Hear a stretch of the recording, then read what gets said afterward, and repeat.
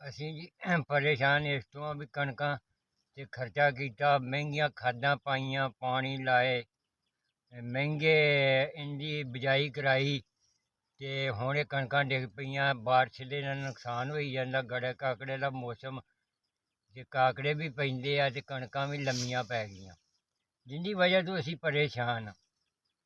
हुकूमत ਜਿਹੜੀ ਇਹਦੇ ਬਾਰੇ 'ਚ ਕੋਈ ਸੋਚਦੀ ਨਹੀਂ ਕਿ ਵੀ ਜ਼ਿਮੀਂਦਾਰ ਦਾ ਕੋਈ ਅਹਿਸਾਸ ਕਰੇ। ਅਤੇ ਬੇਕਾਰ ਹਕੂਮਤਾਂ ਆਉਂਦੀਆਂ ਅਤੇ ਮੁੜ ਕੇ ਕਹਿੰਦੇ ਮਹਿੰਗਾਈ ਆ ਗਈ, ਮਹਿੰਗਾਈ ਆ ਗਈ। ਔਸਤ ਪੂਰੀ ਨਹੀਂ ਹੁੰਦੀ ਅਤੇ ਉਹਦਾ ਇਸ ਵਾਸਤੇ ਜ਼ਿਮੀਂਦਾਰਾਂ ਦਾ ਬਹੁਤ ਨੁਕਸਾਨ ਹੁੰਦਾ। ਮਹਿੰਗਾਈ ਤਾਂ ਹੋਣੀ ਜੋ ਜ਼ਿਮੀਂਦਾਰਾਂ ਨੂੰ ਰਿਲੀਫ ਨਹੀਂ ਮਿਲਦਾ। ਇਸ ਵਾਸਤੇ ਜ਼ਿਮੀਂਦਾਰ ਵਿਚਾਰੇ ਕਮਜ਼ੋਰ ਆ ਅਤੇ ਜ਼ਿਮੀਂਦਾਰਾਂ ਕੋਲ ਕਾਰੋਬਾਰ ਦੇ ਵਿੱਚ ਜਾਇਦ ਦੇ ਵਿੱਚ ਨਾ ਜਿਹੜਾ ਹੈਗਾ ਉਹ ਤਰੱਕੀ ਨਹੀਂ ਹੁੰਦੀ। ਅਤੇ ਗੌਰਮੈਂਟ ਜਿਹੜੀ ਆ ਮਾਮਲੇ ਵੀ ਜ਼ਿਆਦਾ ਲੈਂਦੀ ਹੈ ਅਤੇ ਇਸ ਕਰਕੇ ਜ਼ਿਮੀਂਦਾਰ ਨੂੰ ਸਹੂਲਤ ਵੀ ਕੋਈ ਨਹੀਂ ਦਿੰਦੀ। ਅੱਜ ਕਈ ਚੱਕੀ ਸੀਗੇ ਤੇ ਖੈਰ ਸੀ, ਤੁਸੀਂ ਕੀ ਕਰ ਰਹੇ ਸੀ? ਕਈ ਦਾ ਮਕਸਦ ਚੂँਕਿ ਗੰਦਮ ਨੂੰ ਹੁਣ ਪਾਣੀ ਲਗਾਉਣ ਦੀ ਜ਼ਰੂਰਤ ਨਹੀਂ।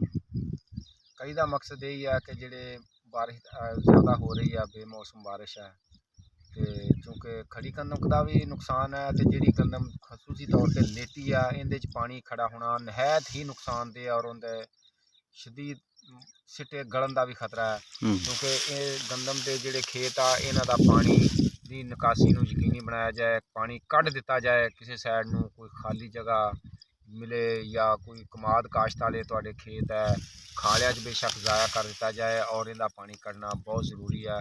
असी ये कर रहे हैं। तो मेरे नाजरीन, इसकी भाई की बात का खुलासा यही है। ये कह रहे हैं कि ये जो गंदम के खेत हैं ना, जिनसे पानी की निकासी का अमल हो सकता है, यानी जो ऊंचे खेत हैं, तो ऊंचे खेतों का पानी मेरे जो किसान भाई हैं वो बर वक्त तो उसकी निकासी को यकीनी बनाएं, पानी निकाल दें।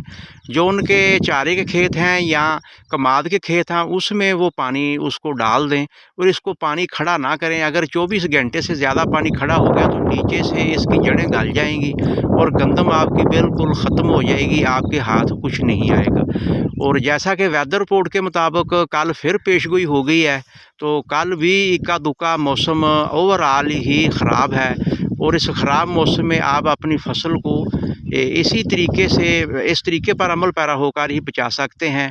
आप अपनी गंदम का भी विज़िट करें और दूसरी मकई जो भी आपने काश्त की है उसका विज़िट करें और पानी को ज़्यादा खड़ा ना होने दें। अगर पानी ज़्यादा खड़ा रहता है फसल में तो आपकी फसल का बहुत नुकसान हो सकता है। तो इस नुकसान से बचने के लिए आप हमारे इन इक़दामात पर अमल पैरा होकर अच्छी और भरपूर पैदावार ले सकते हैं।